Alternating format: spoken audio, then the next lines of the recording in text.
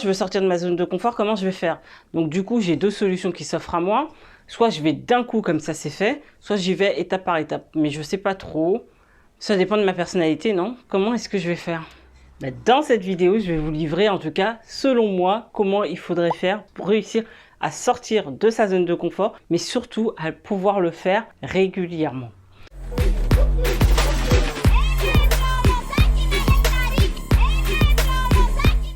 Donc, je suis Fanta Barou et j'aide toutes les personnes qui souhaitent performer, mais vous avez un frein, vous avez un blocage qui vous empêche de le faire.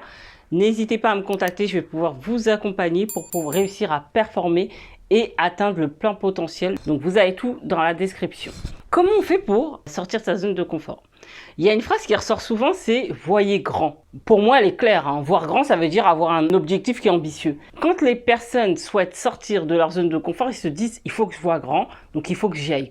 Mais moi, cette phrase, elle me dérange parce que voir grand, pour beaucoup de personnes, malheureusement, c'est ne pas passer par les étapes intermédiaires. Vous devez passer par là. Donc, le fait de vouloir éviter ces étapes, ça va vous faire perdre plus qu'autre chose. Et c'est pas comme ça qu'on sort de sa zone de confort, d'accord? On sort de sa zone de confort petit à petit, sinon clairement vous n'arriverez jamais nulle part en fait.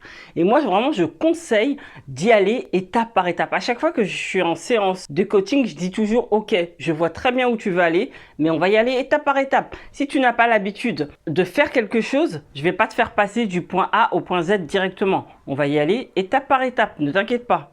D'accord? Sur une échelle de 1 à 10, on va y aller petit à petit de 2, 3, 4. Je ne vais pas faire passer tout de suite comme ça. Quand j'étais justement coach visibilité Instagram, quand les personnes n'avaient pas l'habitude de se montrer et n'avaient jamais même fait de story de leur vie, je leur disais pas tout de suite prenez votre téléphone et filmez-vous. Pour les personnes qui avaient très peur, ça ne sert à rien et vous ne tiendrez pas en fait.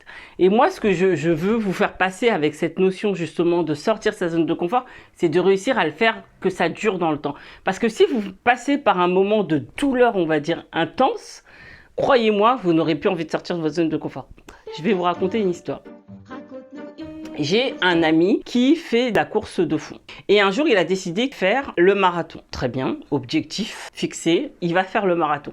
Mais le problème, c'est qu'il n'avait jamais fait de course de sa vie. Très bien, il courait le dimanche, il courait le soir. Donc ça, il avait fait de longues distances. Mais il les avait jamais fait en compétition. Et croyez-moi, l'entraînement et la compétition, c'est pas la même chose.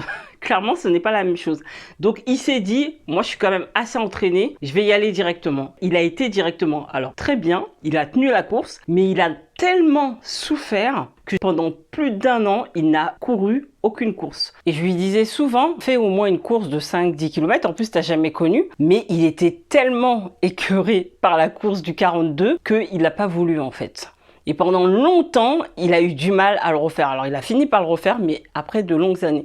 Parce que malheureusement, il a voulu y aller trop vite d'un coup. Certes, il a réussi, mais le problème, c'est que après, il n'a plus voulu ressortir de sa zone de confort et faire d'autres challenges. Ça a été une expérience qui a été douloureuse et il a ancré en fait un mauvais souvenir. Et c'est ça, en fait, le risque de vouloir sortir de sa zone de confort trop rapidement, c'est justement d'ancrer de mauvais souvenirs, d'ancrer de mauvaises expériences et de ne pas vouloir le refaire régulièrement.